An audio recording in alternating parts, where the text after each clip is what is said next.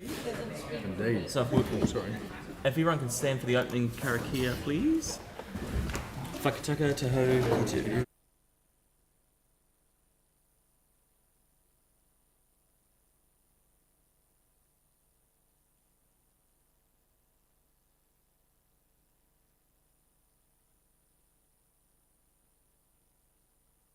Great, thank you. We have no apologies. We've got some declarations of interest. Sorry, Sam. I did actually have an apology for early departure. Yep. You. What? Yeah. Oh, yep. Good as gold. Yeah. So. Do you want that noted? Yeah. I mean, it would be good. Yeah. Okay. Yeah. So we've got one apology for early departure. Don't worry. It's fine. Yep. Yeah, great. That's what I was worried about. Everyone doing that. Okay, so we've got an apology for early departure from Councillor Johansson. I'm happy to move that. Mel's happy to second it. All in favour? Against? That's carried. Just noting the declarations of interest for myself and Mel on the CCHL items today, and then the confirmation of the previous minutes. So I'm happy to move those. Mel's happy to second them. All in favour? Against? That's carried. David, there's no public forum or deputation. No petitions, so that leads us to Peter Ryan's report. Do you want to come up to the table, Peter?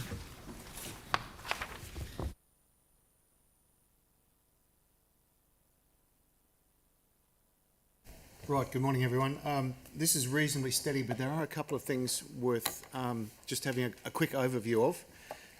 Starting with levels of service, we're up.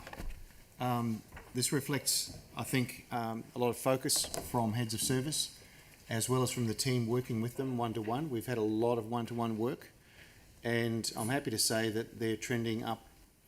It's very hard. You get diminishing returns after about 85%. It's hard, but we're at about the highest level we've been in the last 5 years. So even if we lose one or two between now and year end, we're still looking pretty solid. The next one would be capital. Capital project delivery is down a little bit, but I would say we're entering the busy period of the year. Nikki's report will go into that in more detail. But yeah, late summer, autumn is quite a busy time, and you may see some changes arising from that. The capital planning targets feeding the pipeline for March and June are both on track and look pretty good, and they're confident in reporting that they'll go. Mr. Chair, yes, sir.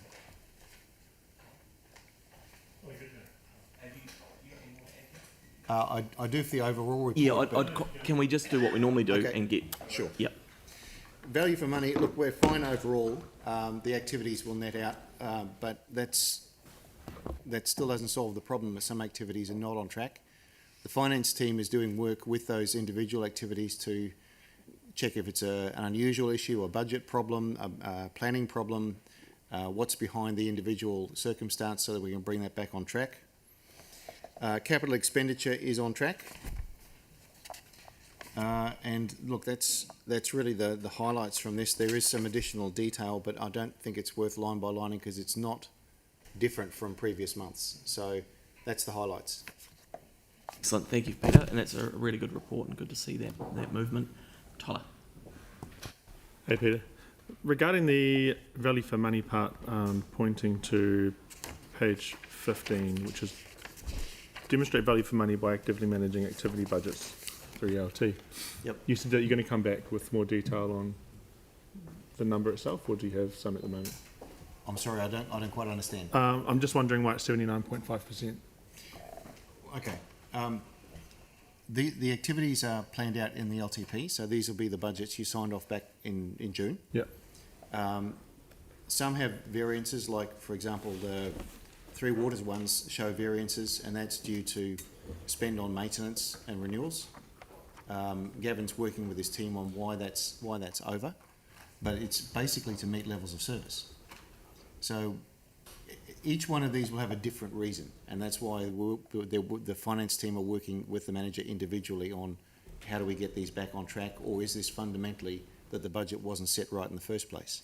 I see. Gavin's comments on some of those Three Waters ones are that the budget wasn't actually set quite right. So overall, if you play the usual corporate game of overs and unders, they net out. Like we're actually in front here. We have a surplus. But we're looking at those ones that are overspent to figure out why and what we can do to correct it. Gotcha. So balancing over and under is two wrongs don't make a right, you know? Yeah, of course. No, that's great. Thank you so much. Great, thank you, Peter. Anyone else on this paper? No, the Mayor's happy to move it. Mel's happy to second it. All in favour? Against? Carried. Thank you, Peter. Thanks, good everyone. report, as always. Russell, do you want to come up for the finance report, please?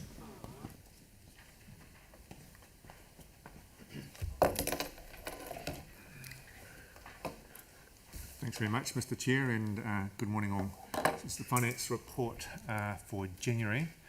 So as the report outlines, I've got a year-to-date operational surplus of just over $27 million more than budget, and we're forecasting an operating surplus at year-end by just under $21 million. So that's an increase of about $1.1 million on where we were this time last month. In sections 4.5 and 4.6 outline the main drivers for that. So just highlighting a couple of those, Mr. Chair. Rec and sport, increased activity and participation is driving higher revenues. Building and planning consent volumes are up, but there's also a contra to that. The costs and processing those is also up. Resource recovery eco-central rebate is increased. The rates levy overstrike, or the additional growth, that's been consistent month on month, forecasting that extra as with the rates penalties. Subvention receipts, 2.8 million, will be received that in March, but it certainly was it's part of the forecast. Offsetting those, Hagley Park parking fees, we're forecasting an under recovery of $1.7 million at this point. Also reduction in resource for MFE levy, $2.2 million, and also some funding from NZTA by about $600,000 not coming through. So that's the income drivers. In the expenditure side, insurance under budget insurance, we've been highlighting that for several months, so that'll be all the way through to the end of the year, just over $7 million. Personnel costs, so with the vacancies we had planned to fill, we're expecting about $2.6 million at year end to be underspent. Lower processing waste management fees, and saving in transport space with the using changing the electricity contract, but also the using LED lights, which is great to see. And debt servicing, $5.4 million under budget, just lower costs, favourable hedging, and some of the interest rate reduction is playing into that, but it's also the level of borrowing. And then the third to last one, as I mentioned earlier, the building and consenting additional costs coming through, offsetting some of that additional income. And just in the capital space, total capital program is at this stage we're forecasting a position of about just over $32 million underspend. This is broken, I guess, what we call the core program, be about $37 million underspent by year end. And the One New Zealand Stadium at Te Kaha is ahead of budget and delivery by about $5.2 million. So that's how we get to the net. The expectation is that there'll be requests come through year end, so August space for the carry forwards, but we're just signalling that's likely, but council will decide that in August. So have to take any questions, Mr. Chair. Thank you, Russell. Really good, and good to see that surplus forecast growing as well. Just one question from me, and I think I ask this all the time. It's just around the capitalisation costs. So just remind me, because I know we've talked about it a lot at audit and risk. Are we still working through that on a regular basis? The capitalisation costs, like I think we talked about monthly or 2 monthly, just to ensure that we're not going to get to year end and then have something go one way or the other. Is that still happening? Absolutely, Mr. Chair. That's a keen focus for us. So there's a couple of bits to this. Yep. One is, it's as you'll be aware, our audit have raised it, the methodology that we're using. So we are reviewing that methodology across the organisation. We've engaged the outside consultants, Deloitte are coming in and making sure that what we're doing is best practice and is compliant with the accounting standards. And the other space is, are we capturing everything that we should, and what's our, how are we doing that? And so there's ongoing reviews and developing different tools to make sure that what we say we are doing. So that's an ongoing piece of work. Yeah. Brilliant. Okay, that's really good. Thank you. Aaron had a question. Yes, just a clarification. Did you say because of the changing landscape, our debt repayments down? Through Costs? Mr. Chair, yep, the costs, we're forecasting $5.4 million less borrowing needs than we had budgeted for. So there's some movement in it. One is most of our debt is what we call hedged, so we've planned it out. But we only borrow what we need. And so when we have additional funds, which we have done for the insurance receipt for the wastewater treatment plant, we've had extra money in our account, so we've needed to borrow less. Yeah, so that's part of that equation as well. So a wee bit in the drop in interest rates, not much, but mainly it's because our borrowing needs have not been as great as we had initially anticipated. So with the current trend on interest rates, and it in theory will go 2 or 3 more times this year down, is there a chance we could be adjusting the annual plan lower because of our costs will be down? Through you, Mr. Chair. Yeah, it's a great question. So we, I guess, manage our debt, like I said, and so we will not see a lot of variation up or down because what is important to council is surety on what it's going to be. We only get one crack at setting the rates once a year, so we need to be absolutely sure. So for the next 2 and a bit years, we're pretty confident of where we're going to be. The things that will reduce our interest costs are more likely the amount of money that we borrow. So we will review that as part of the final annual plan process. How much do we need? What's the level of capital delivery, which is the main the need for the borrowings, and is there any other income that we've got that we don't need to borrow for? Yeah. Okay, thank you. Great, thanks, Aaron. Tyrone, Celeste, then Sarah. Oh, thank you, Sam. Just on the Hagley Park parking fees, so was the under recovery because of the delay in the parking meters or other reasons? Well, talk me through that, Russell. Through you, Mr. Chair. Certainly, most of it is the late start. And so we've only really got 1 month's worth of data in here to say what the activity is. So we're estimating what that's likely to be for the remainder of the year. We had budgeted $2.2 million, as the table says, but with it only really starting in November, then we've had very little time to review what that looks like. Okay, cool. So it's too early to tell. Okay, cool. Thank you. Cool. Celeste. Thank you. Just a question around on page 67 around underspend in parks in terms of maintenance. What's driving that?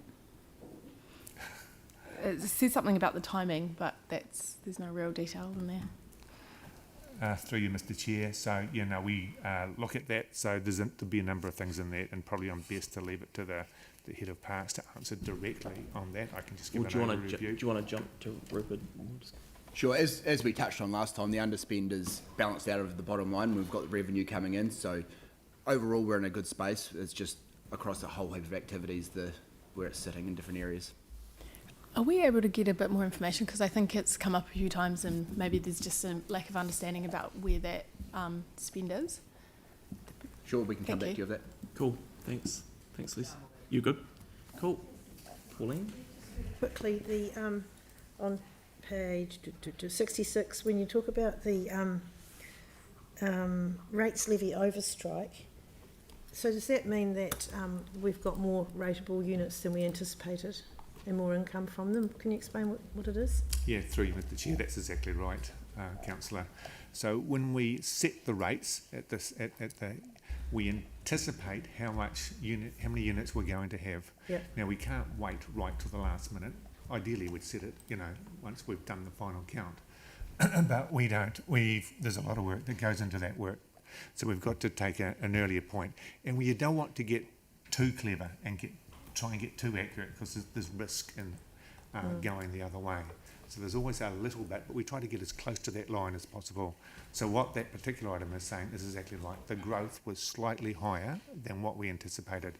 We'd like it to be less than the amounts here. So that's a bit, but we're reliant on subdivisions being processed, being actioned by QV, by internal process, making sure all that's up to date and through. So we anticipate that work going through as close to the line as we can, but probably being a little bit under is the safest way to be. So that's what that line is. I'm thinking June, of course. Thank you. Yeah. Okay, so I'll move that. Celeste is happy to second it.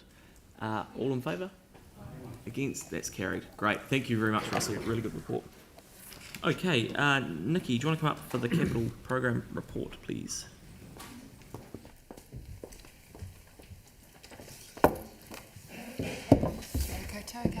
Good morning. So a couple of points to raise today, starting with the year-end project manager forecast, which is reduced by 13 million to 523.3 million. This is bringing us closer to our PMO forecast, which is stayed at 510 million. It shows a variance of 3% in January, which is down from 5% in December. The overall capital program is tracking at 97% of budget, down from 100% in December, and that's largely due to project phasing, seasonal patterns such as double claim payments made in December. The next point is around the quarterly CRAF report, and this is showing some great photographs of the completed projects in December for Rona Street and Smith Street cycle and pedestrian improvements, and over in Riccarton, the Waimari Road pedestrian improvements. The last point that we'd like to raise is in regards to the workshop that we're going to be holding in April, May, and that's going to be around the focus of deliverability of the 26-27 capital program. This discussion will be centred on ensuring we prioritise the right mix of renewals and projects, balancing what's essential and what can be realistically delivered. So that's coming up in April, May. Great. Thank you, Victoria. Thank you. Thanks for touching on the workshop. So you'll be aware we've raised some concerns around the deliverability.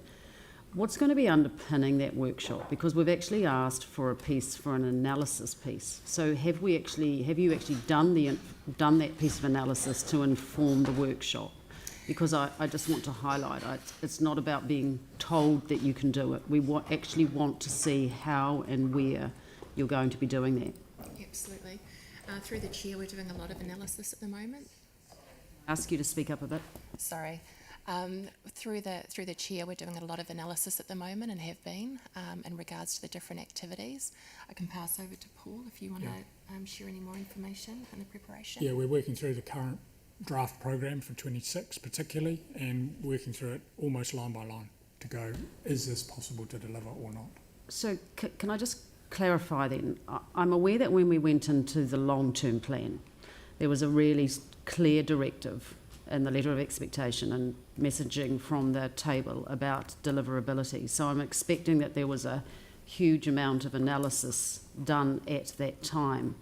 So the work that you're doing now with your analysis, is that updating the work that you've previously done, or are you going back to scratch? No, updating. It's a constant updating of information as it becomes available. It's just projects are continually shifting through various reasons, consenting, just delays that we can get, or where we speed things up because we can. So it's a constant update of existing information, not starting from scratch. Thank you very much. I look forward to that workshop. Thank you, Sam. So just on these high level numbers. So the budget. Let's just take Te Kaha out of it. The budget is 547, and that includes about 30 million, give or take, a little bit more of carry forward, right? And now we're tracking to get to about 520 or 510, 520 something, just ballpark stuff, which is about 25 to 30 million behind where the budget is. So we've brought 30 in, so 30's, this is the way I'm seeing it, so I'm keen to have that disproved But like we've brought 30 forward and 30 gets pushed out, basically. Like, so you bring your stuff forward saying, oh, yep, we can do it, plus this year's budget, but then we end up hitting a number that's 30 million behind the budget. Do you know what I mean? Like, basically, we bring stuff forward and stuff gets pushed out. That's the basic premise. Yes, where we know that projects we're struggling to deliver for various reasons, then we try and advance other projects to fill that gap. Okay, but we're... Zero. I'll put a question through the OC. It's okay. Cool. Thank you. Yeah, just compared to other councils though, our delivery is actually pretty good, isn't it? I mean, I'm actually quite happy with that. Yes. Yeah. Yes. What would be the average for a council in terms of forecast versus delivery? It's certainly in the 80% in terms of spend. Some lower, but yeah, 80. And that's where we have been in the past as well. Okay, so I'll move that. Aaron's happy to second it. Any discussion? All in favour? Oh, have you got a question? Oh, sorry. Yep. Go. Sorry, is now okay for the capital watch list stuff? Yep. Yeah, I just want to check in just for a general update for the public on the Pages Road project, for those, because you've done it's great information in here, but for those watching, also on the fast track request. So on Pages Road, we continue to work through the business case process with NZTA, so that's ongoing. We are hoping to have that finished in the middle of the year, and that'll allow us to progress. On fast track, obviously we were rejected first time, so we're seeking information on why we weren't in that first cut, and that will allow us to decide whether we think there's value in resubmitting. So great.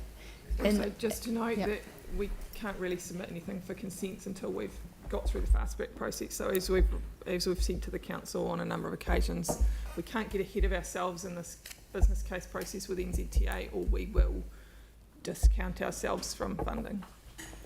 And the other project, thank you, the other project was Estuary Edge. I assume we haven't had an update on the consent. No. Eken's a bit slow on that one. Thank you.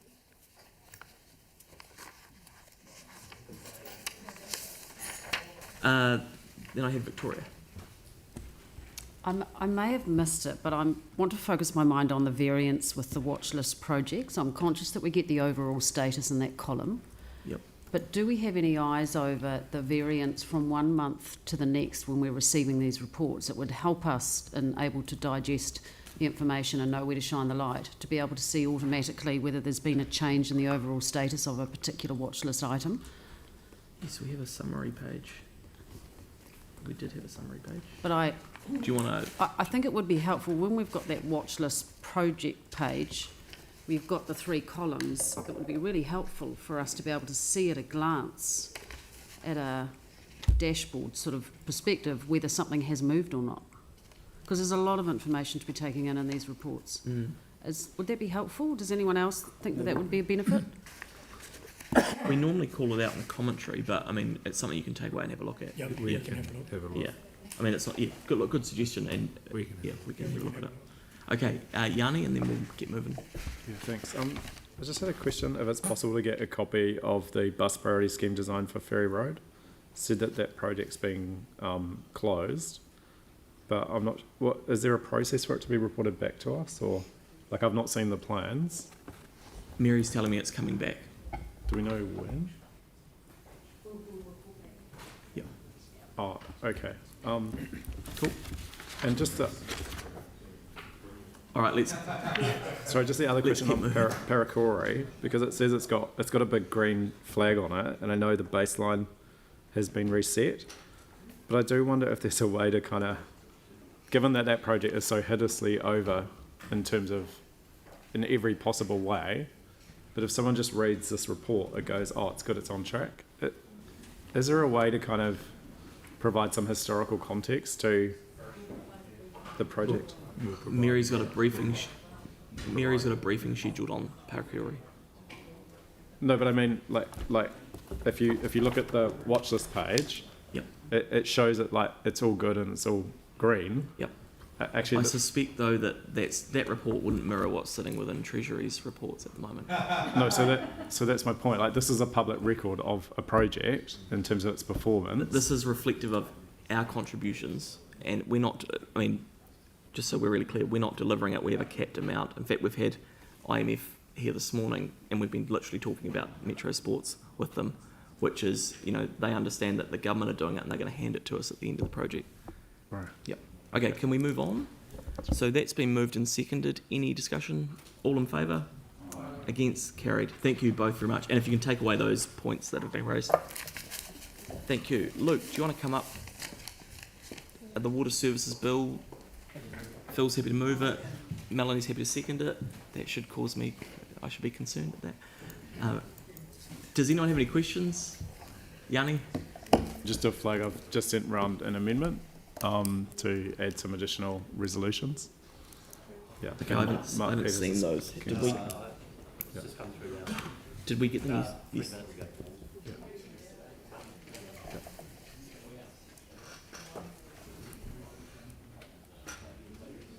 I was waiting for the response to the questions. So can we just, what we might do is sorry Luke, we're going to jump to the Antigua Street one. I want them to have a chance to look at it and get some advice before we move on to the Water Services Amendment one. So let's just leave that, jump forward, and we'll come back and... What's that? Yeah, he apparently was waiting for the advice to come back from staff. So he did flag. Jake flagged it on his behalf. Yep. But I haven't seen it. I haven't seen the amendments or anything. Okay, can we just go to item 11, and then Luke will come back to you. Thanks.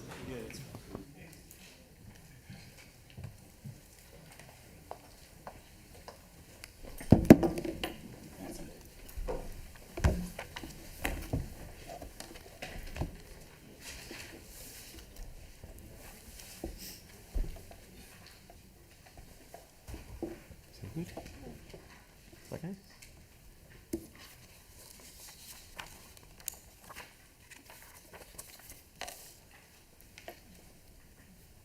Am I good to go? Yeah. Antigua Street, just to try and sort of set the context of what this decision is. It's a go-no-go decision to allow the works to be complete before Paracury opens. The design was approved by Council in May 2022, and Council has also indicated support for the additional funding through the draft annual plan. If we wait until July before we tender this, we don't think there's any real chance this could be completed before the opening of Paracury. So effectively, what we're proposing is that we borrow budget from Wheels to Wings. When the annual plan is signed off, as we expect it to be, that money will be transferred back to Wheels to Wings to allow it to go ahead. We don't think that will have any effect on Wheels to Wings, given the 3 sections that Council has been talking about doing. If it's approved today, we'll go to tender within a week. Tender documents are done, so we're ready to go. And if it's not approved, we'll review the delivery timescales as part of the deliverability exercise that's coming up in the next few weeks.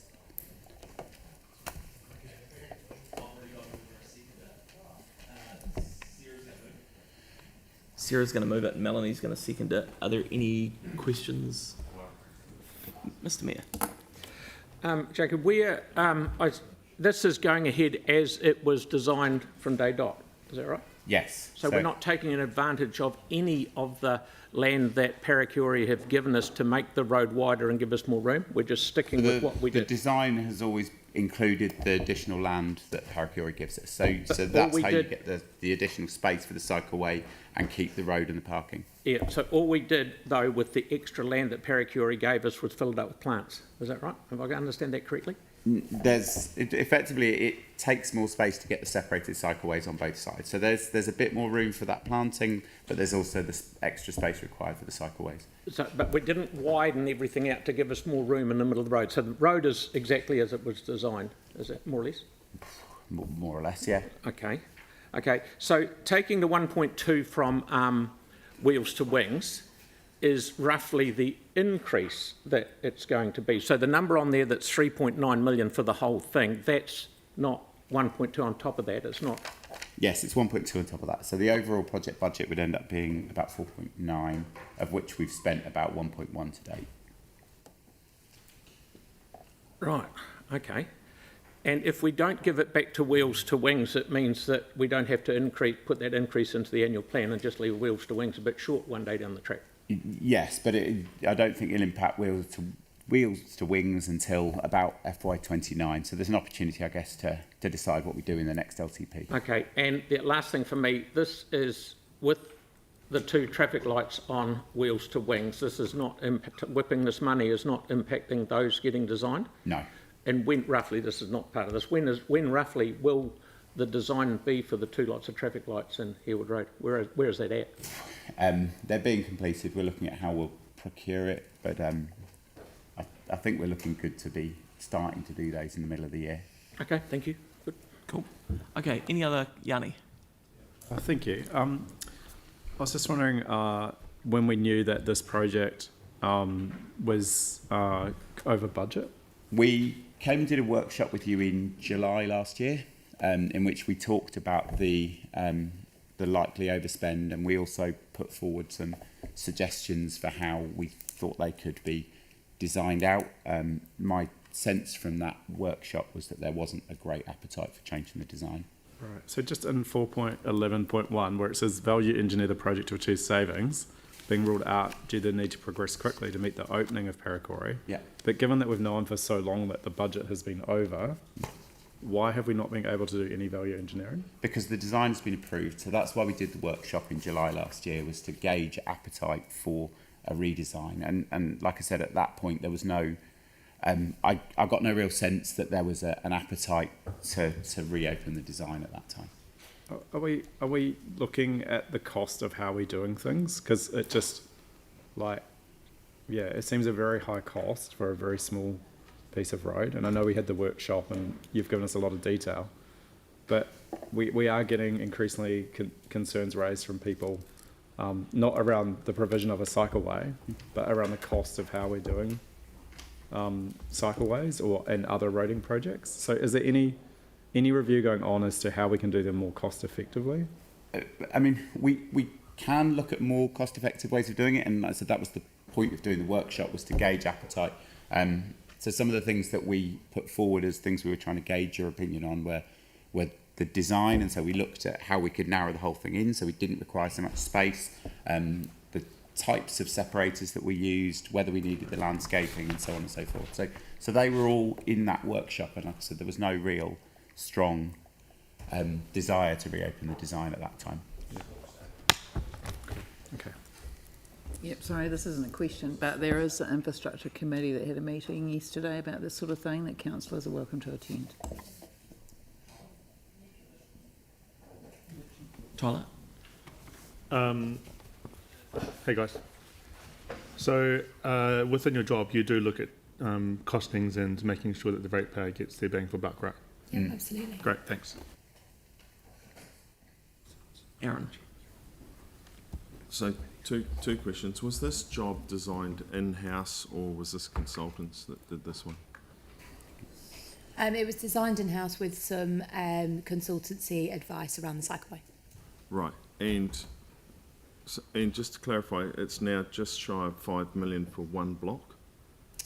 For the whole project, yes. Which is one block, yeah, but it has the intersection in as well. Right. What's that? Oh, well, there's an aversion to traffic lights around here, as you're probably aware. Okay, so that's been moved and seconded. Any other questions? Any debate? Just the one, if you could send through a little bit of a breakdown, so just to avoid the whole, oh look, one block, $5 million social media post that's coming up. It would be great to have a bit of a breakdown of how much that's, due to traffic lights, those kind of things, so that people can actually have a bit more understanding of where the money goes, any underground works. Infrastructure. Yeah. I mean, it does include quite a bit of existing road conditions. So the road condition down Antigua Street is quite poor. For those who So it's cycle like down there, you rebuilding the certainly road rattle for your way along people there. driving as well. And So it ends up with a fully surfaced, upgraded road as well. Yeah, so that'd be really good to have a little bit of a breakdown so that people can see, how much of it's for what. Thanks. Okay, so let's not have an argument. Any debate? Mr. Mayor, maybe we will have an argument. No, I'm not going to support this. It doesn't matter. In one breath it said delays to tendering will result in a higher price, and then the next one's the one above it says the construction market is currently soft, so the council will receive competitive prices. They're outdoing each other, and there's only 4 months in between the thing. I still do not believe that the council staff looked at ways to use the land that Paracore gave us. I know we went to a workshop and I certainly didn't agree, but we had to go along with the rest of the thing. So I won't be supporting this because I think the whole thing is an over-design with lots of trees and stuff there when there's 23,000 plants being planted at Paracore less than 3 metres away. So I won't be supporting this. I think it shows a lack of leadership actually from the mayor, and I'm not joking. If you're going to open a Metro Sports Paracore and not have a road you can get people into it, and people can't cycle there, what are you trying to achieve? Nothing. That's what you're trying to achieve.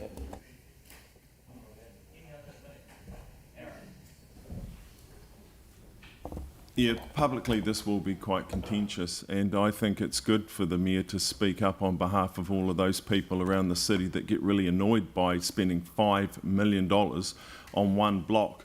And I heard people heckling across the room saying, oh, there's traffic lights and stuff. There's already traffic lights there at both ends of this block. So there's none at Harewood Road, Breen's Gardeners, where there's multiple crashes. And this will be accessible. It's already accessible. It's surrounded by good roads. This is just, once again, an over-design and an overspend in the trees in the street. And it'll be great to see a breakdown of the cost because the in-street trees will be thousands of dollars each. And we have a parks team that can deliver trees planted in reserves at $10 each. So for the same cost, we could have thousands more trees planted than the ones that will go on that street. Yes, it will look good. It won't be that usable and that practical, but the cycleway on one side should have gone through the Paracore site like the mayor said. That was a great suggestion, showed great leadership and a great use of that space, because when you go down there, that space is quite underutilised. So you can keep ignoring the public and saying that you know better, but come October, they might tell you different. On a completely different note, I do hope that in 20 years' time, when none of us are here, those trees aren't pulling up the... Oh, yeah, apart from Yanni, but I'm just hoping that the trees that are being planted are not pulling up the asphalt, and we're going back along and rebuilding it all because, yet again, we have planted the wrong trees in the wrong place. Look, I know that historically there were some trees planted that were not the correct species for the correct place, but council staff have been on top of that for many years now, and also to reduce the operational cost of managing those trees.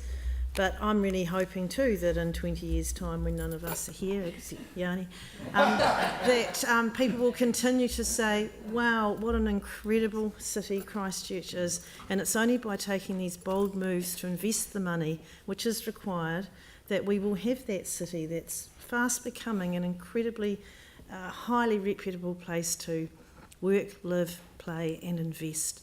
So I think it's really important to get behind this, particularly with the Paracore opening. We can't muck around, we have to go with it, and it will be great.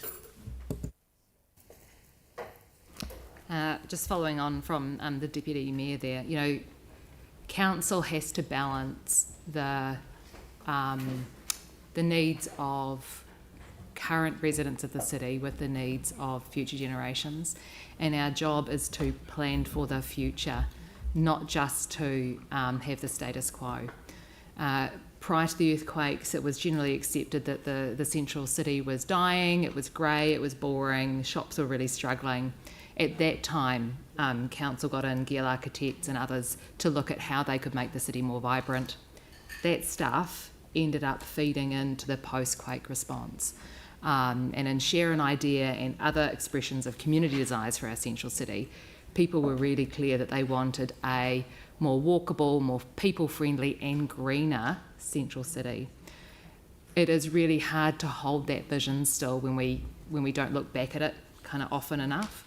But telling that story and showing how the decisions that have been made so far in the rebuild of the city have really created the vibrant place that we see now. You know, all of these newspaper articles that people put up on their social media saying how cool the city is now is based off the other people-friendly decisions.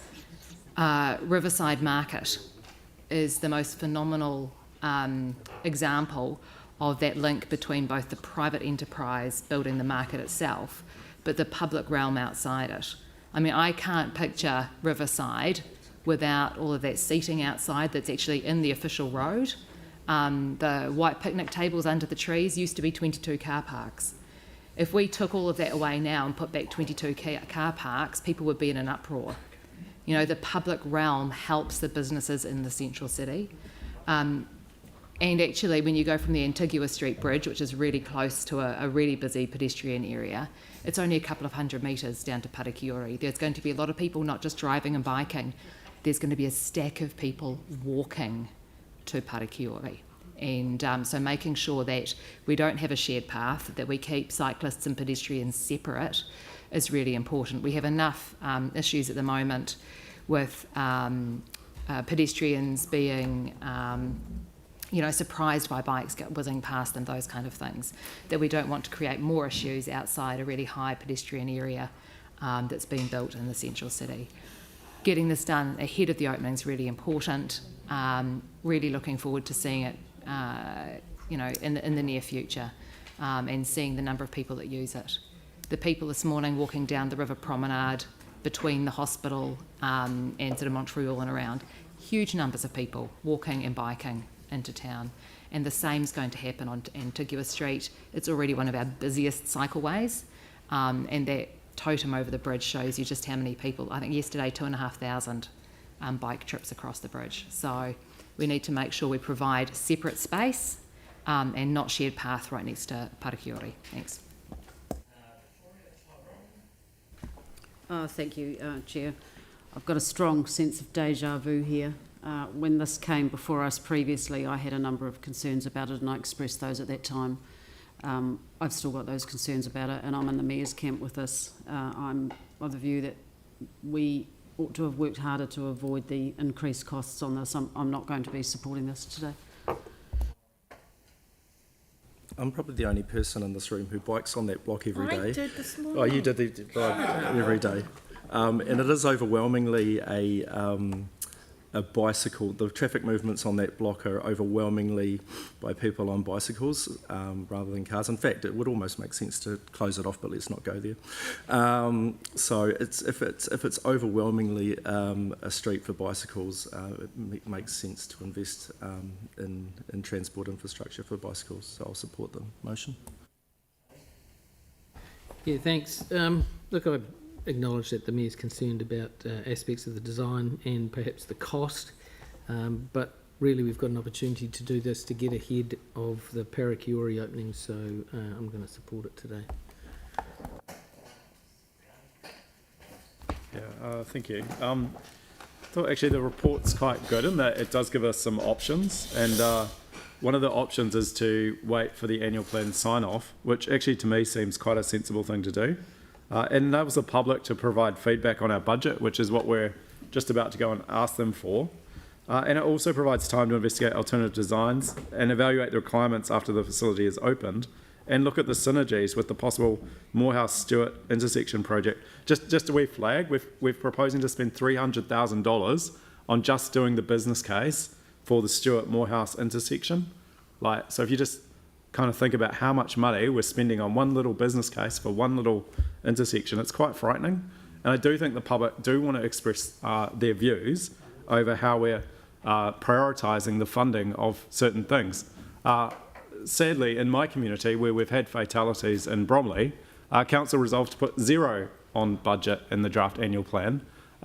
So to put it into context, almost this entire project's budget for one part of a street is more than we've put on for the entire suburb of Bromley in terms of the Bromley transport plan. And I get it that people will have different views on what's important and what's a priority, but I think the important thing is that we actually hear from our community. And if we make the decision today to do that ahead of hearing from submissions to our draft annual plan, then what is the point in having a draft annual plan if we're just going to make decisions before we know what the feedback is? So I actually think there's some sense in waiting. I know it's not perfect for some people that want this to be done as soon as possible, but there has been a heck of a lot of time where we've known that this project is over budget, and to have a report coming to us on the week that our draft annual plan is going out for consultation, I just don't think it's the right thing to do, is to take money off another project because we don't know the outcome of the draft annual plan until we've finished that process. So this ultimately puts the wheels to wings at risk if we're taking money from that and then don't resolve to put money in the draft annual plan. So I do think it's important that we have good cycleway access along this stretch. I totally understand that this is an area where there is a demand for cycling facilities, but the cost of this project, in my mind, is something that the infrastructure committee really needs, or the working party needs to have a really good look at. There must be ways of doing things more cost effective than how we're currently doing them, and I think now's the time to start looking at that so that we can inform the draft annual plan rather than making the decision today. I think it's a great project. I'm looking forward to this going ahead. I think it's important that we consider that if we get 10,000 visitors a day to this facility, they certainly won't be all coming in cars. In terms of the planting, I think it's interesting that perhaps some councillors are concerned about that when I see that we're spending $22.5 million on OPEX for the stadium, and a large proponent of that is for the green space, which is $2.5 million a year. So if we're in favour of creating a big green space in the central city, let's look at other plantings that we can do in other areas. I'm going to leave the stadium one out of this one, sure. Yeah, I share the concerns around cost and everything that we may or may not need to be doing, but this project is more than just the cycle lane. It's work that has to be done. 10,000 people a day will be visiting. It's quite a lot. And if in not 20 years' time, but if in 20 months' time, we were sitting here and then you've got all of this great big movement at a great new facility that's been years and years over delayed, and then we're going to start ripping up the road outside that facility a few months into it being open, I don't want to be certainly sitting anywhere in 20 months when that starts happening. I think that would be making an absolute meal of a project that has really had a few years of struggle already. So unfortunately, whatever it may be, this decision here is purely about whether work goes ahead before that thing opens or after. And doing it after, with 10,000 people a day visiting, will be a disaster, and we will not look good at all. So, many ways, damned if we do, damned if we don't. I feel like we have to do this. Everyone had their say, pretty much. Okay, but look, very briefly from me, I mean, I think these debates always signal the difference of view around this council table. And actually, except for Mel, to be honest, your debate, I think everyone was really respectful in how they did it. But look, if people are going to be like that, that's the way it is. I only have one request, and it's for the media, which they put the voting record for this on the front page of the paper, because there'll be nothing that will ignite the city more than the way we are spending money than this. So, look, if you don't listen to me for the rest of the year, the media, I would like this vote put on the front page, because I think it typifies exactly where this council is at and why the people of Christchurch get very annoyed with us. Are you the editor now? No, it would be very different. Yeah. Okay, so on that note, do you want a division? It's probably easier. Yep, division. Okay, a division has been called for on item 11, River Street, request to proceed ahead of the annual plan completion. So, Councillor Moore. Yes. Councillor Johansson. Deputy Mayor. Aye. Councillor McClellan. Yes. Councillor Barber, Yes. Councillor Goff, No. Councillor McDonald, No. Councillor Kean, Councillor Fields, Yes. the Mayor, Councillor Scandrick, Yes. Councillor Harrison Hunt, Yes. Councillor Coker, Yes. Councillor Templeton, Councillor Donovan, Councillor Peters, Yes. Councillor Henstock. It's a no. So, for the yeses, we have 1, 2, 3, 4, 5, 6, 7, 8, 9, 10, 11. And for the noes, we have 1, 2, 3, 4, 5, 6. Should we move to to item 10? So let's go. What's that? You say it with your mic on so that everyone can hear it. Okay. Do you want to go to the draft submission, or do we want to appoint Tim as the chair for the items? What have you got? Do you have enough advice on that submission for Yanni? So are we ready? I think. 5-minute break. So No, we've got CCHL here. So I'll move a procedural motion to appoint Tim as the chairperson, Mel will second around item 12, 13 and 14, and then we'll come back before we go into PX, so don't worry about going to PX, for the water submission. So Tim, so we'll put that to the vote. All in favour? Mm-hmm. Against? That's carried. You come to the table and you guys come up.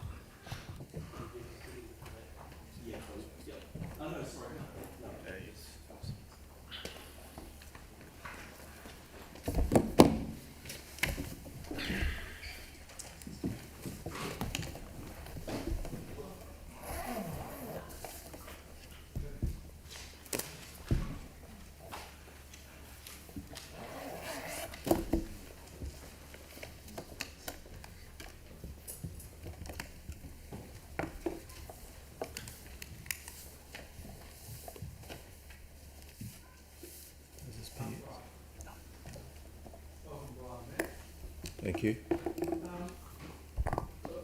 Okay with everyone, I think item 12 we could just take as read, and I'm happy to move from the chair. Do I have a seconder? Sarah, is everyone okay with that? Okay. So all those in favour? Aye.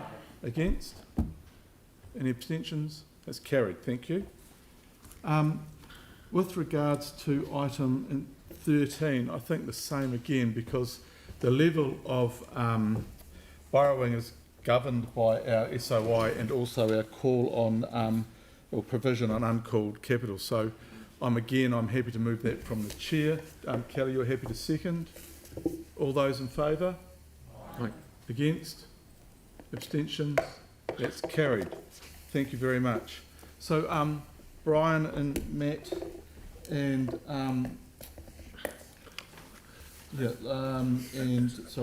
Steve, we're on your hands for item 13. 14, sorry, my apologies. Thank you. We'll take the paper as read. You'll note from the paper that there's been considerable delay in addressing this matter. The last time that the CCHL director fees were considered was in 2019. It was due to be reconsidered in 2022, but was delayed at that point pending the outcome of the strategic review, and then has not been a priority for the previous board since the strategic review, or the new board since May last year. We've had many other things that have needed our attention, and it's only now that we've been able to circle back and address this matter. We've been able to address it without any proposed increase in the directors' fees pool. As you know, we have a desire to reduce the number of directors from 8 till 7, and we can use the available pool that was previously approved in 2019. We can redistribute it in such a way that it enables us to increase the current director fees in line with the recommendation from Kerridge Partners, who are the advisors to CCHL on these matters. I don't have anything else to add and happy to ask questions. Take questions.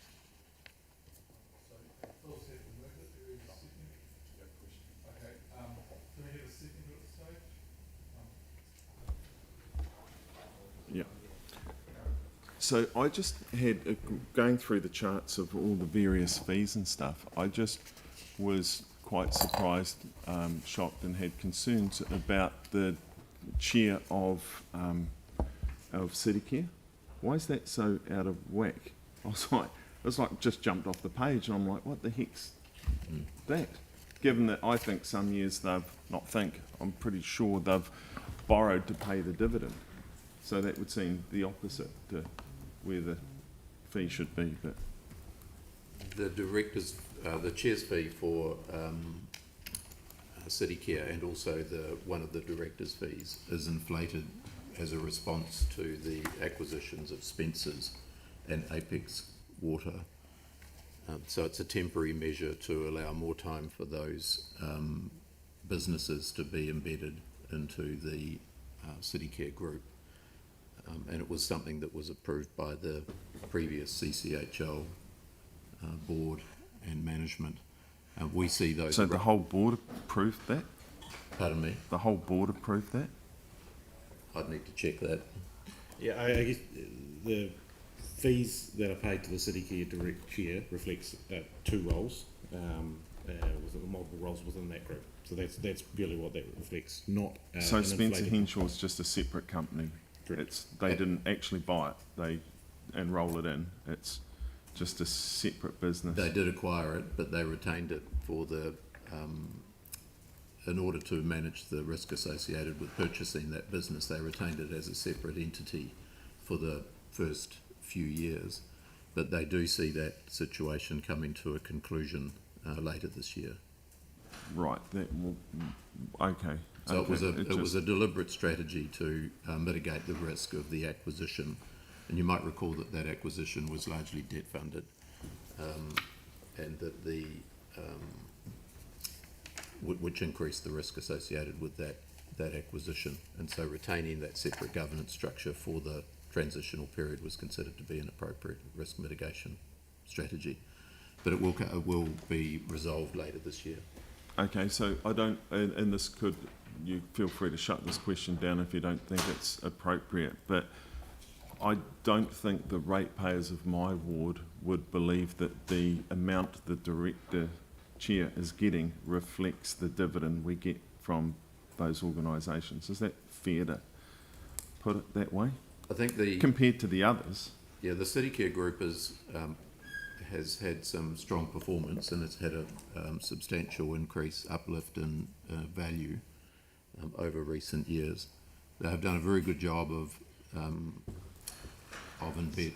bringing the Spencer Henshaw business on board, right. And they have paid down a lot of the debt that was debt to CCHL to fund that acquisition. Right. So I don't think it's fair to link those. Haven't they just shut a whole lot of departments? Excuse me, it's about the directors' fees. But I don't can think we actually focus on. I don't think it's fair to link those two issues, Councillor. Okay. If we could just keep focused on what we're here for, please, and respectful. Thank you. Yanni, you're next. Just wanted to get some advice from staff. I did put this question in, but I didn't get a response.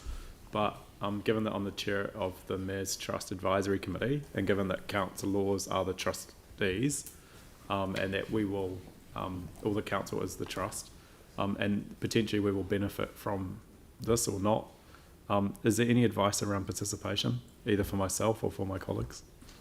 I think we've said that before, haven't we?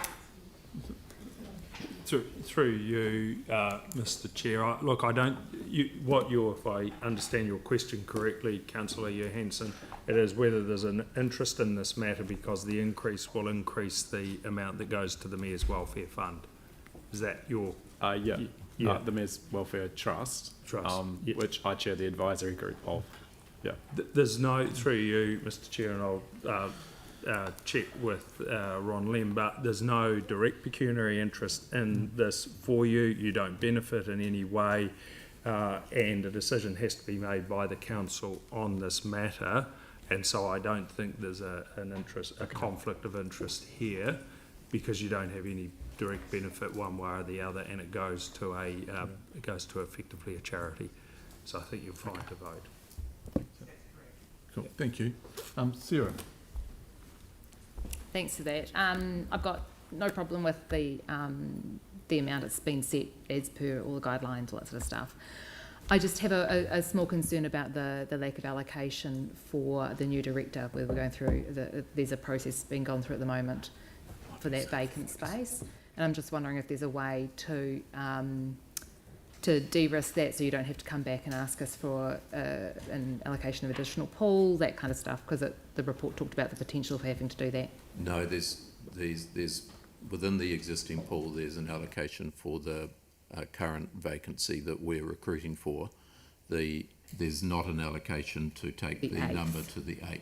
Okay. And there's no intention to have 8 directors. We're comfortable that with the appointment process we're going through at the moment for a further independent director, that will take the board to 7 directors, and that we have the skills matrix covered. Okay, no, that's great, thanks. Thanks. Thank you for clearing it, Brian. Tyler. Kia ora, Brian. Hey guys. Kia ora. Hey, just a quick question around the recommendation that stands before us here, point 4. Is this bringing it up to 2025 rates, or is it the interim rate that's been It's the proposed? interim rate. Okay. And then is there going to be a revisit after the 2025 election? That's right, early in 2026 that we will have another look at it. We'll take further advice, and if we need to, we'll come back to you with a further recommendation. Okay. No, that's great. I just wanted some clarity. Thanks. Pauline? Yeah, look, I'd like to move the other option in 4.8. Happy to second. The substantive hasn't been seconded yet, I believe.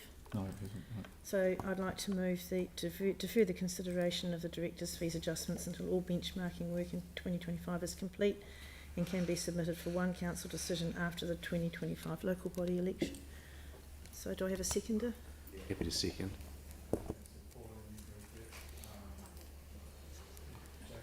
I think Celeste had a hand up.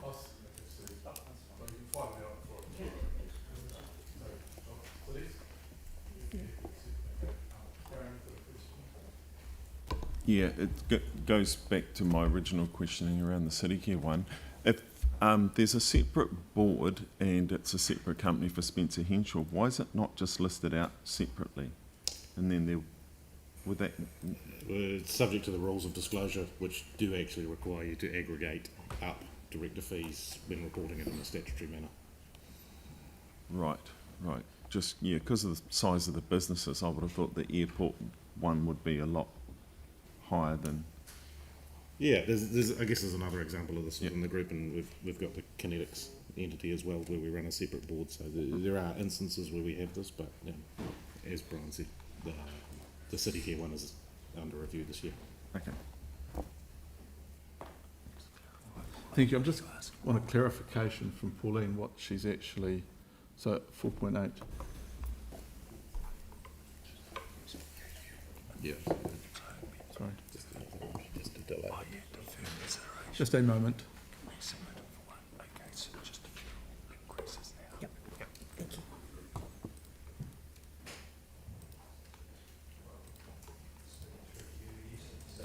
Option 4.8.1, where the option description is consideration of CCHL's directors' fees, defer consideration of CCHL's directors' fees adjustment until all benchmarking work to 2025 is completed and can be submitted for one council decision after the 2025 local body election. So that is the amendment that has been proposed by Councillor Cotter. And sorry, who was this? Celeste. Celeste. So that's the amendment. Councillor Donovan. If we can just be given a moment to put that up, and then So it can be put, talk amongst yourselves for a moment. and we'll put that.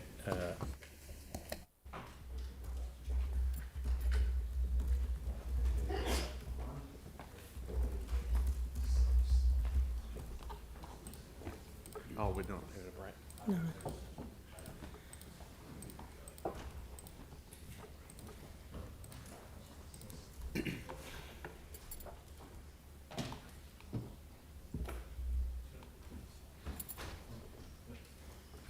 So can I get some clarity from Brian, if that's right?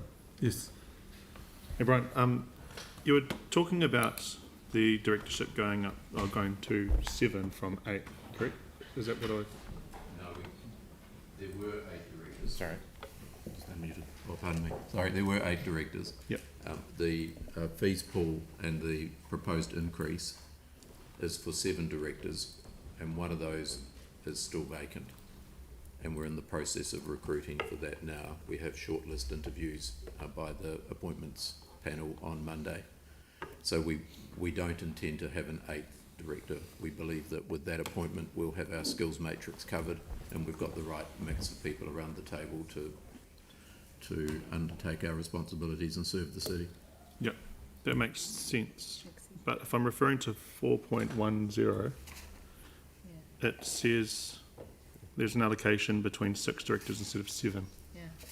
And the chair is shown in the table above. I'm not sure if it was a... I think that's just terminology, 6 plus a chair, where the advisor has separately disclosed the chair fee there. So we refer to 7 directors, but one of those being the chair role itself. I see, clarity. Yeah. Who's also a director. And that's why I Yep. got confused this time around. Okay. Thank you. And just around the number of directors around the table, is that a board decision, or does that come to council to determine the number? Or have we determined up to, or how does it actually read? Constitution. Yeah. It's consistent with the Constitution. I think in the Constitution it's up to 8 directors. So the board can determine... Of which 2 are required to be councillors. Yes. Great, thank you. Yanni? Yeah, I did submit these ahead of the meeting, but do we have any sense of the hourly rate that this translates to? Like, how do we know how much work that the directors... No, I'm not going to let... That's just going in... I'm not allowing that. Sorry, that's... Yeah. Well, it totally depends how many hours it's set. We're not going to go there. I don't want to go there. Thank you. We've had directors that have gone. Yeah. Yanni, I've asked to move on. Thank you. Okay, can I ask a separate question then? Yes. Around, like, in the past... Sorry, guys.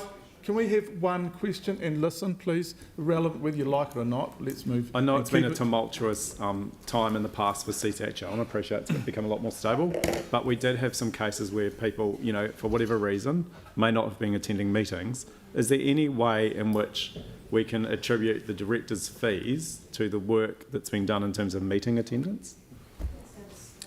Look, we're looking at what's in front of us. That's a separate thing we could look at elsewhere, but not here today. I don't want to go there today. Thank you. Okay.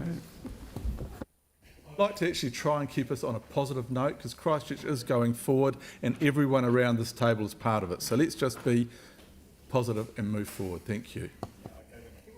No, guys, let's just play nice for a while. Thank you. Thank you, Yanni.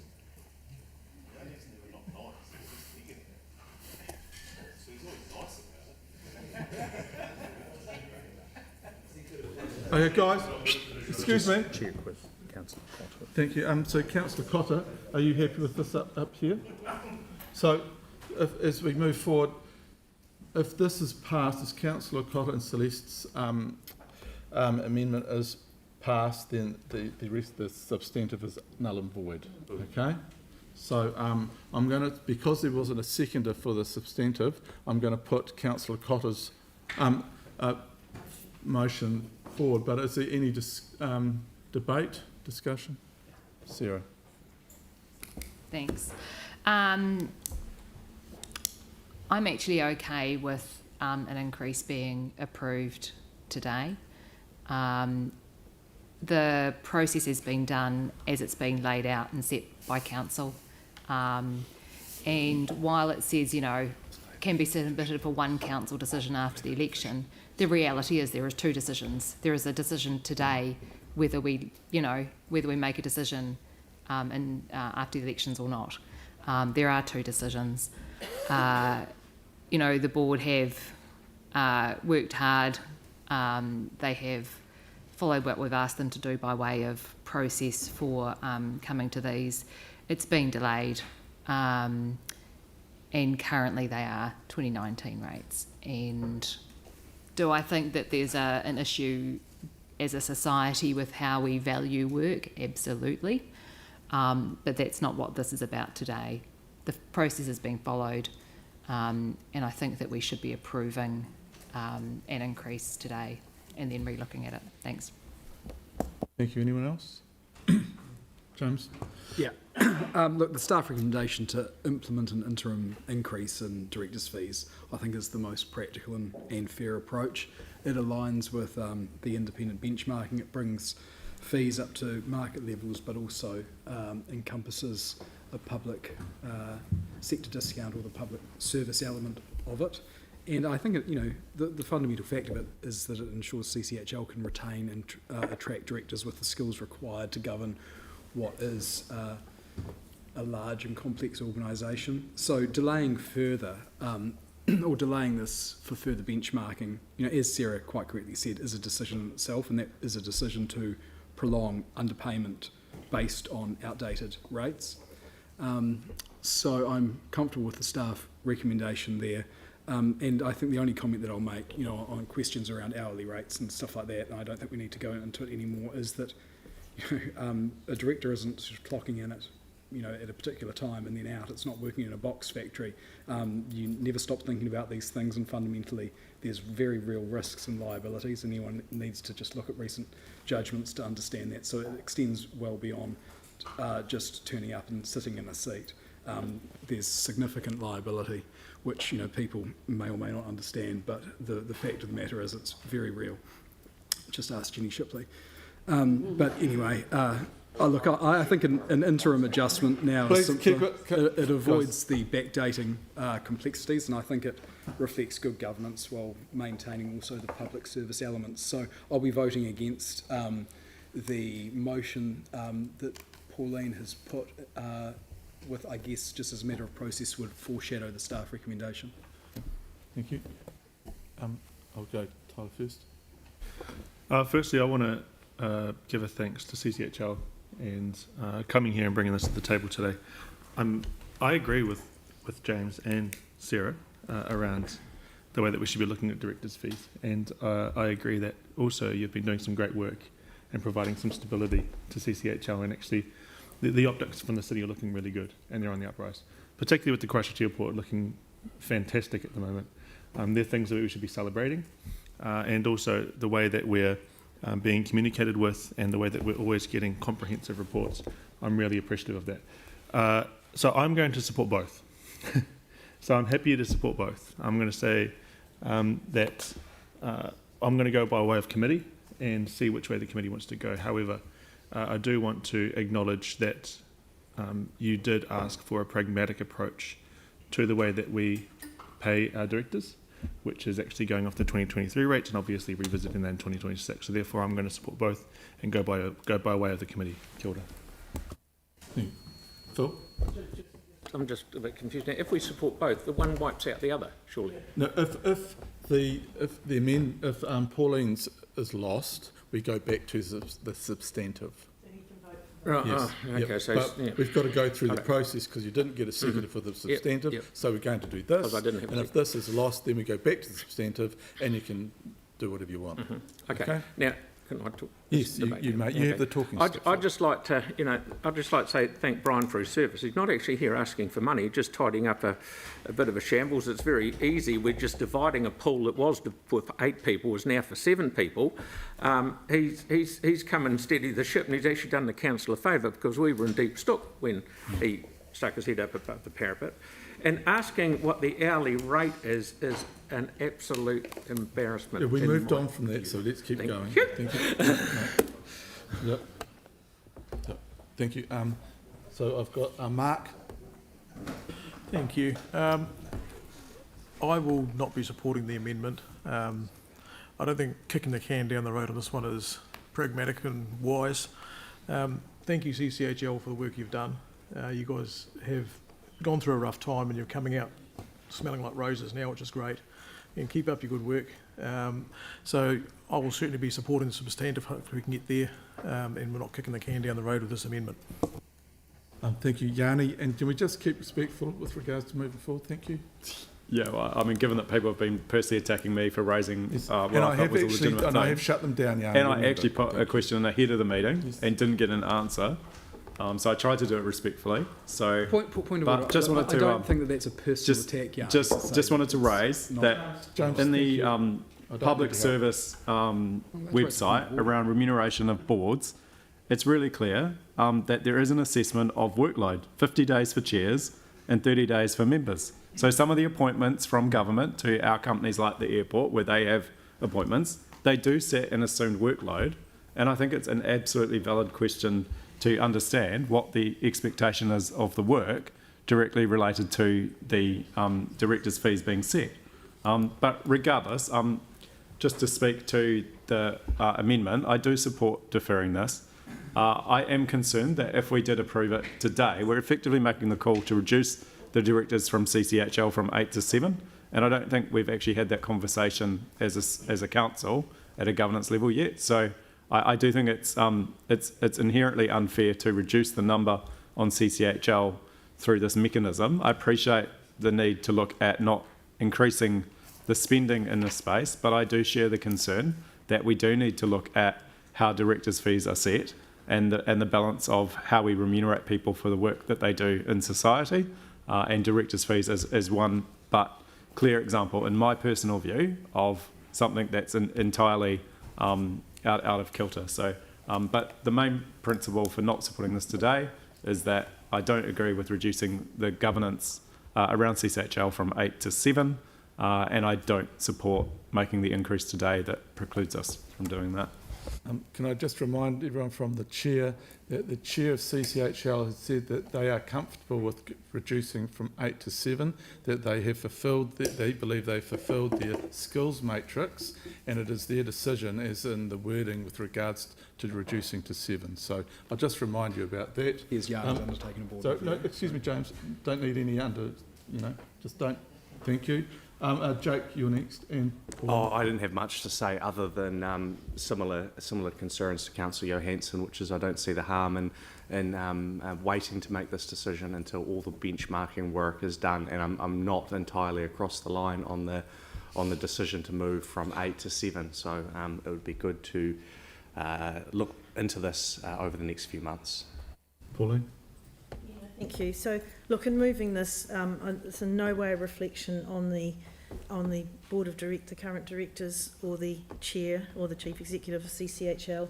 I know that the calibre is extremely high there, and CCHL is doing incredible work in helping the council incredibly valuably. So that is no assertion there. Just want to make that clear. But this increase does represent 13.75, which, if the editor of the press was here, might put it on the front page. I have to ask Sam. Yeah. Can we keep the facts, please? Anyway, I just think it's premature to go here now. An interim increase prior to completing the benchmarking work, I think, is premature. And I do appreciate it will cause delay. However, it seems to be more sensible to wait for that benchmarking work to be done. So that's my main reason for doing that. I think do one report, do it well, do it after the election. Thank you. Thank you. No one else? Kelly? Yeah, I'm not going to support the amendment, but I will support the substantive. I think we need to provide... Oh, okay. I think we need to provide certainty for the directors of CCHL. I think it sends a message that we're pleased with what they're doing, and the discussion about hourly rates to me seems ridiculous. Well, it's part of my debate. So, I have a daughter who's going to be 29 when she comes out of medical school. She's spent basically her whole life preparing to serve people. I'm sure her hourly rate will be ridiculous, but it'll be well earned. So, I think it's a bit silly talking about that. Cheers. Thank you. Just so you're aware, I've asked for a division, so from the chair. Oh, sorry. Yeah, I just, because this is in the public domain and the public can see it and comment on it, and hourly rate is one of those things around directorships that people do talk about, or a meeting's only that long. James did talk about the liability, but I'll highlight something here, and Tim, you should be sympathetic to this, is for a lot of directors, what about their reading speed? How fast can you read is a big one for some people. And then fast can you understand as well, Aaron? And thanks, Jake. Yeah. How fast can you understand? And nice, yes, Jake. I am easily distracted. And so often when I read something, if it really pricks my interest, I will then jump online and do extra research on it. Even if it's in the public domain, I'll ring people, I'll talk about it. So I'm constantly trying to inform myself on the decisions I'm making. And so something that might seem very simple and you can be in a meeting and talk about for 10 minutes might have taken you hours to get there, or years of experience like Kelly pointed out. And that's what you're paying for. You're not paying for the hours in the seat and then the sausage rolls. Right. Thank you. Right, thank you. Look, just from me, you can never have enough pictures in a board paper, just saying. So if Brian and the board and Matt are happy with 7, then I don't have any their experience is far greater than mine, so I'm more than happy with that side. For me, it's not an issue. I will put it now, and if Pauline's motion fails, then we will return to the substantive. So could we have a division, please, on Pauline's? Okay, so a division has been called for item 14, Christchurch City Holdings Limited, review of board fees, which has been moved by Councillor Cotter and seconded by Councillor Donovan. So, now the division. Councillor Templeton. Councillor McClellan. Yes. Councillor McDonald. Oh, he's I know how I would vote, but I probably can't. Councillor Johansson. Yes. Councillor Fields. Yes. Councillor Moore. Councillor Donovan. Yes. Councillor Coker. Can't. She can't vote, sorry. Councillor Peters. No. The Mayor. No. Councillor Scandron. No. Councillor Barber. No. Councillor Kean. No. Councillor Goff. No. Councillor Henstock. No. Councillor Harrison Hunt. Yes. The Deputy Mayor. Yes. So the yeses are 1, 2, 3, 4, 5, 6, and the noes are 1, 2, 3, 4, 5, 6, 7, 8, 9, noting there were 2 people who weren't able to vote. So we go back to the substantive, and just to get things moving, I'll second the Mayor's. So I'll second that. So I'll now put the substantive, and could we have a division in this as well? Sorry, David. So just a minute. Yeah. Just to make things, and we're not having a second debate. I've seconded it. I seconded from the chair just to get it rolling. Yeah. So this is the original staff recommendation, and it's been moved by the Mayor and seconded by Councillor Scandron.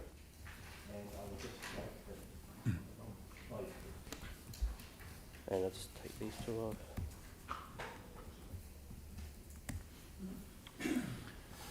Okay. Councillor Moore. Yes. Councillor Johansson. No. Deputy Mayor. No. Councillor McClellan. No. Councillor Barber. Yes. Councillor Goff. Yes. Councillor Kean. Yes. Councillor Fields. No. The Mayor. Yep. Councillor Scandron. Yes. Councillor Harrison Hunt. Yes. Councillor Templeton. Councillor Donovan. No. Councillor Peters. Yes. Councillor Henstock. Yes.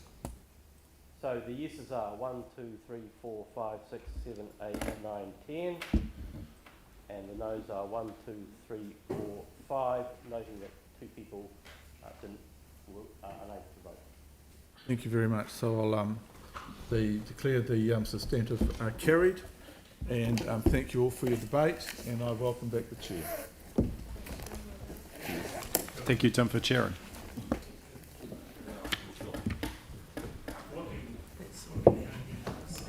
You did a good job.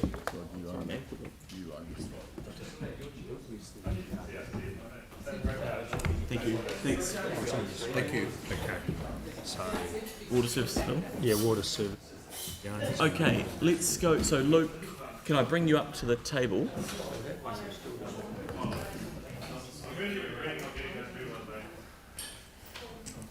We're just going to do that water services bill submission, item 10. Yeah. Okay, so we'll take it as read. Yeah. Because we've been through it, which is good. Yanni, we've got your amendments, which we're going to put up on the screen. Effectively, just saying, can we incorporate this feedback into the local services? Yeah. Which I personally didn't have an issue with. So I don't know if people are, if the mover and second, did we move it and second it before? Yes, we had the mayor and Melanie Coker. So are you happy to just include it in the? So Phil's happy to. Mel, are you happy to? That's the whole amendment there, is it? That's just to incorporate it in. All right, so the Yep. bottom, is it just the bottom one? So I'm on right No, now. it's 1 to. Oh, the whole lot? Yep. I'm happy to include it too, but I note that Councillor Johansson did say he'd like it moved and seconded by him and Councillor Yeah, well, I Peters. just think, given In the interest of time, we'll just get it this into is the easy. yep. You guys support it. So it's so moved by the mayor, seconded by Mel. Is there any discussion? Yanni? Yeah, thank you. Look, just to quickly speak to this, but I think the key thing is that the government is proposing a water services bill. One of the key aspects of that bill is to reduce, to make changes affecting the water quality regulatory framework, to reduce the regulatory burden on the drinking water quality regime, and to improve the proportionality of the application of regulatory powers. I think everyone around this table who's been involved from the start will be incredibly frustrated at the huge cost we've had imposed upon us by these water reforms and the huge frustration at trying to get an exemption. So the amendment is basically saying, let's be really clear, this bill should give the government the opportunity to make it easier for us to have an exemption considered. The amendments are seeking that we actually reduce the requirements, because at the moment we have to spend $1 zillion to even apply for an exemption, or to get to a stage where we can apply for an exemption, which seems inherently unfair. What we want to do is actually be able to apply for an exemption and get a determination while not having to be forced to chlorinate our water and spend, I asked staff, we've got about $100 million we're spending on moving to chlorination, and there's arguably more than that, depending on what the regulator determines, up to about $500 million. So this is a way for a government that wants councils to reduce rates and wants to ease the regulatory burden and make things more streamlined and efficient. There's a perfect opportunity for government to do that, and I hope our submission, the reason for putting forward these amendments, and I thank the Mayor and Melanie for supporting these, is to try and get government to see the sense in taking a much more pragmatic approach to what is a really important issue for our city. Thank you. So I just want to take a minute, because there's about 10 staff. So it's just some of the councillors were concerned that the resolution didn't quite make grammatical sense. Yeah, can we just have... Right, so we'll just take, sorry, I thought it had been through, so let's just wait for 2 minutes.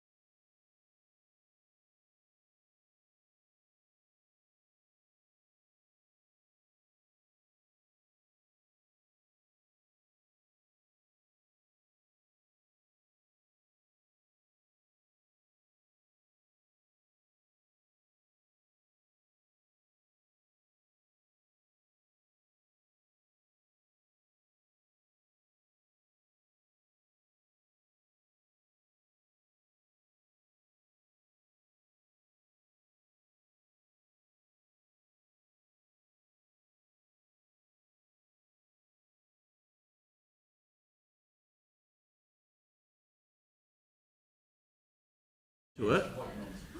And I think we've got, so do you want to come to the table, team? We've got some questions. No, we've got questions. We've got 8 questions. But Cool. not from you. Arnie's happy with that wording. We check the Cool. Questions to staff. Yep. Around the amendment that has just been put through from Councillor Hanson into the substantive. I just wanted to know staff's, I guess, your feedback on the amendments and around the what that does to the submission that we had under the staff recommendation. Yeah, sure. So the amendment, it is consistent with previous feedback that we have provided. I think a key thing to note, it is a significant policy decision that would require consideration from Cabinet in order to enable these sorts of changes, and it will likely require consultation in order to be applied. Sure, and what policy decision does that entail? Is that around the water services bill? Yes.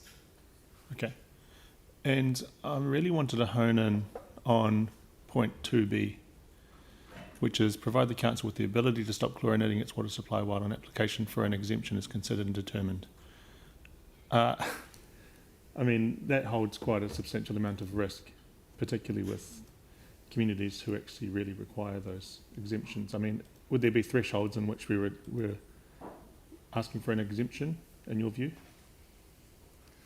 I can't comment on that, Brent. You might be able to talk to that. Councillor, I don't think there's anything stopping us putting a request in like that.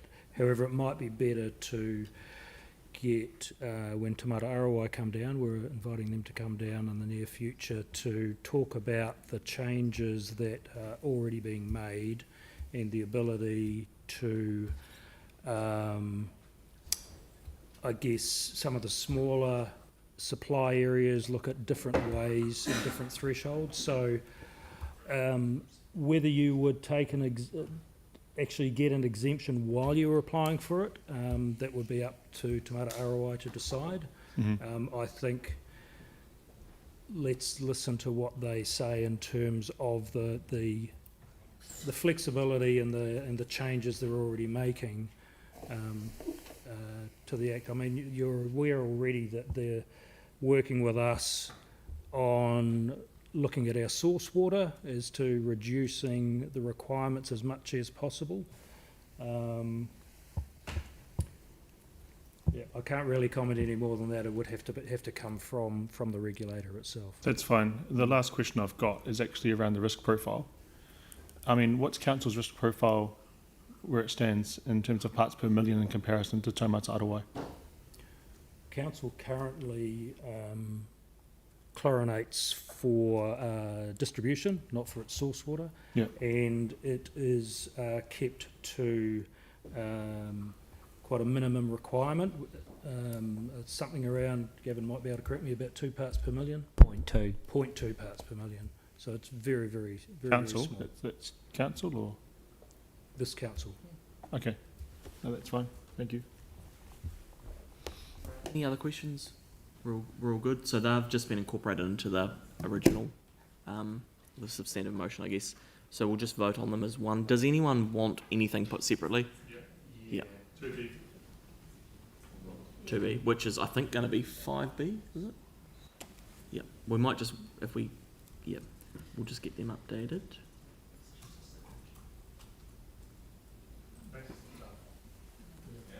To be quite honest, 2B is so stupid. Go on, explain that.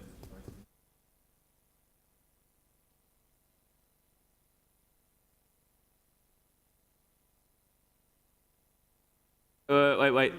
Let's not get too excited. So, what we'll do is we'll go into debate if anyone wants to debate it. Tyler. Yeah, I want to note my points against 5B, which, for the public's knowledge, as Aaron has asked me to do, is provide the council with the ability to stop chlorinating its water supply while an application for an exemption is considered and determined. So you're asking for an exemption to apply for an exemption. It just sounds ridiculous, and honestly, that takes away all the attention from the really pragmatic things that council's put into the submission. Therefore, I really don't like it. Everyone knows and everyone wants chlorine to be out of our water. I mean, I live right next to a water pump and it smells like I'm in a pool whenever they renew it. So, I'm okay with that. But what I'm not okay with is diluting a really good submission that staff have put in.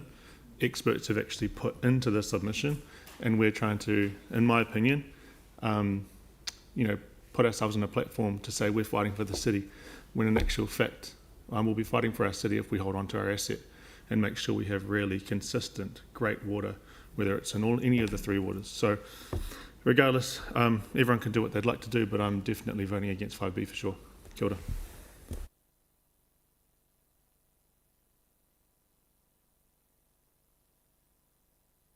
A really good submission, and it's quite punchy, and it needs to be. But just a couple of things that I'd like to highlight was we've pointed out the lack of engagement with the local councils, and therefore failing to benefit from our experience and our expertise. It's kind of really questionable why there wasn't more engagement there. The other thing that I'm quite concerned about is the ministerial intervention powers, and the staff have pointed out the definition of the problem is not correctly defined. It's very vague and risky, so therefore what would trigger an intervention is unclear. An intervention would of course override local government democratic decision making, and there's also no specific measurable criteria for that intervention. You'd also need more clarification on what would enable that intervention to cease and for control to return to local council. So that's really concerning for me. And I think that, I just not want to talk much longer on this, but in actual fact for a government that really campaigned on localism and the importance of it, this is once again a threat to that and removing decision making from local councils. So once again, thanks for a really, really good submission.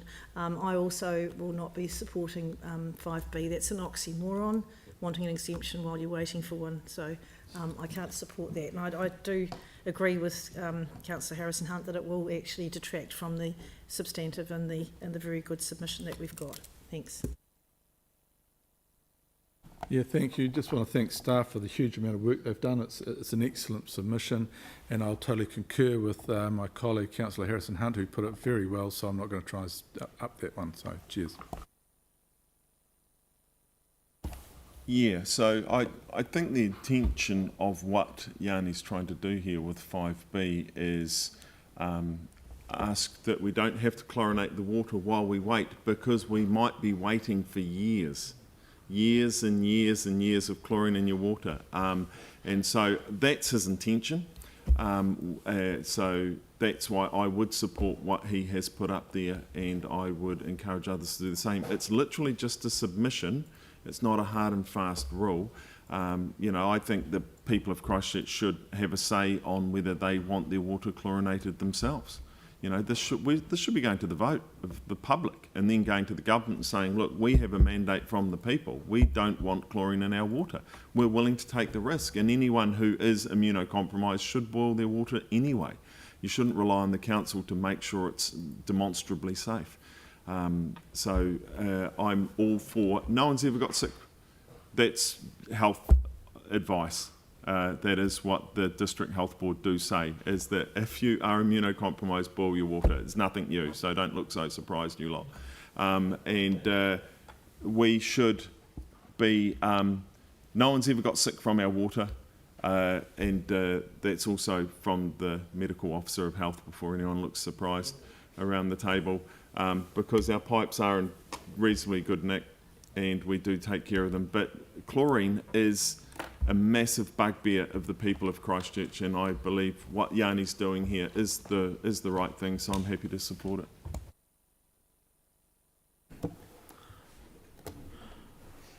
it. Thank you, staff, for the work you put into this. And I pick up on what Councillor Cotter was saying there around the some lack of detail around some of the ministerial intervention, that sort of thing, is concerning, so it's good to see that covered. Also happy to have worked with Yanni on the chlorine clauses here. And yes, I do understand, along with Councillor Keown, the intention of that be, even though it words a little bit funny, it's got a good intention. The people of Christchurch have spoken long and strong to us, as many representatives around the table, that chlorine in the water is something that they detest.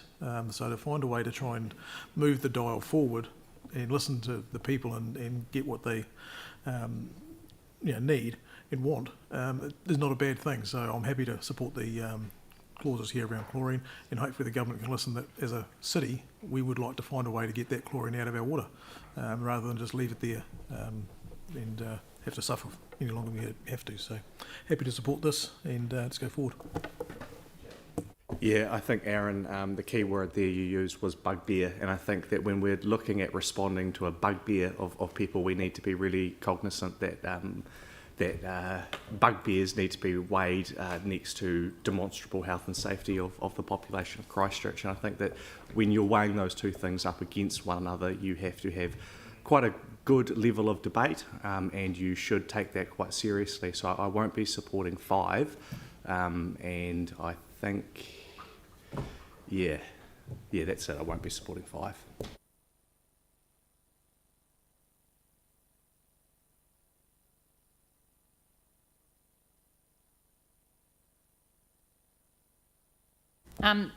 Actually, in response to some of the comments I've heard around the table today, and some of the gaslighting around, if you don't vote for 5, then, you're clearly pro-chlorine. No one around this table is pro-chlorine. People are pro-health, and they are pro-meeting our legal obligations and making sure that our population is healthy and safe. The reality is we can't just keep blaming other people for chlorination. I voted against the initial temporary chlorination because it was clear that it was going to be more than temporary. But back then we had fewer leaks than we have now. So people are saying that our pipes are in good nick. They're currently leaking at 27%. We saw in the performance report today that we had 4 times as many breaks over 4 hours long as were in our levels of service in January. That's not good. I've asked for a bit of extra information of why that might be, condition of pipes or other things. We have kicked the can down the road for too long on our renewals and our leak fixing. Yes, the approach of central government hasn't been the most helpful. It has been a sledgehammer in many cases instead of a conversation. But we bear some responsibility as an organisation, as elected members over time, for the state of our pipes and the reason that the government is being stricter on water standards. So I think that we just have to face up to that and make some of those tough calls. It's a great submission, but I don't want it diluted, as Councillor Harrison-Hunt so eloquently put it at the beginning. Thanks. Thank you. Well, I think this is something you actually have to mention every time you get the opportunity, and the regulator's just doing their job as per the law. The only thing anything can change with chlorine is if the law changes. The government's doing a law change, you get the opportunity to make a submission, you kind of do have to mention it. If you go speak to anyone in the public about, we're looking at doing this with water, the response you often get was, I'm not actually too phased, just get the damn chlorine out. Yeah. So if you say, well, we made a submission on the bill, and they say, did you mention chlorine? No, we didn't. The generally say, well, why not? So I'm not too worried if there's an oxymoron, whatever else, and generally anyone in the public you speak to, they're not too worried about what oxymorons are in your submission. They are more worried about the crap tasting water. So you should be mentioning it every opportunity, and I think we're overthinking what impact just mentioning it may have. Should be mentioned every step. Good. Mr. Chair, can I just mention in defence of staff that it is mentioned in point 40 in the submission, so they have mentioned it. Okay, so I think, look, I'm comfortable with the inclusions of the feedback. It's feedback on a submission. I think that's, if we put it in that context. The only thing, I always like to remind people is, we invest a significant amount of money each year in our water infrastructure. We've got a very competent, capable team that do that. And if you look at our infrastructure relative to other cities, if you take Wellington, for example, we're not like that. And, you know, so we should continue to remind ourselves that actually, let's not run the place down. I think it's really actually in a good state and we continue to invest in it. I think Sarah's right. The regulation makes sense in terms of lifting the standards. We will continue to drive investment and we'll continue to be able to deliver more. But, you know, I think, you know, we don't want to scare people into thinking that actually we're in this situation where everything's falling apart because, like I say, we're not Wellington. So we'll put that to the vote. What we'll do is we'll vote on everything except 5. Or does everyone...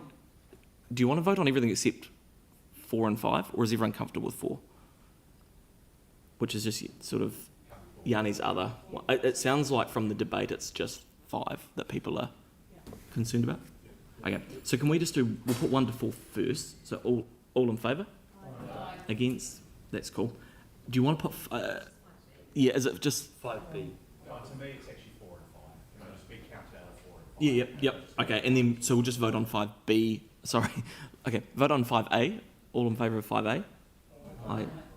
Against? Cool. So 5B is just do a division. I think it's going to be easier. Yeah. And then we'll go into PX.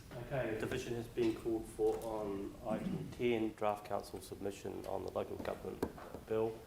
The division is on recommendation 5B. Deputy Mayor. No. Councillor Barber. Yes. Councillor Coker. No. Councillor Donovan. No. Councillor Fields. Yep. Councillor Goff. Yes. Councillor Harrison Hunt. No. Councillor Henstock. Yes. Councillor Keown. Yes. Councillor McDonald. Yes. Councillor McFarlane. No. Councillor Moore. Yes. Councillor Peters. Yes. Councillor Scandon. No. Councillor Templeton. No. The yeses are 1, 2, 3, 4, 5, 6, 7, 8.